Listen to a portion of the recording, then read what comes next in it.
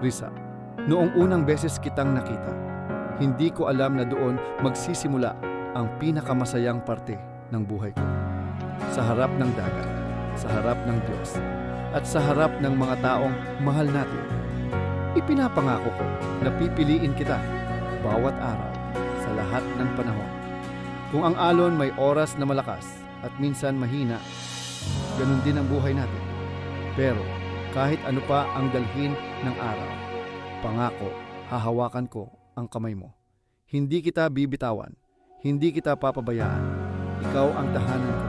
At sa araw na to, pinipili kong mahalin ka, alagaan ka, at pahalagahan ka habang ako'y humihinga. Sa lahat ng dasal ko noon, ikaw ang pinakamagandang sinagot niya. At sa araw na ito, isinusuko ko ang puso ko sa iyo. Hindi dahil kailangan, kundi dahil ikaw ang taong pinarating niya sa tamang panahon.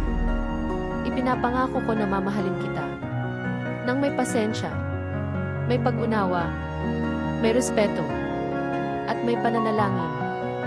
Habang may hangin na umiihip sa dagat, habang may araw na sumisikat, at habang may Diyos na gumagabay, ikaw ang pipiliin ko. Ikaw ang asawa ko. Ikaw ang biyaya ko.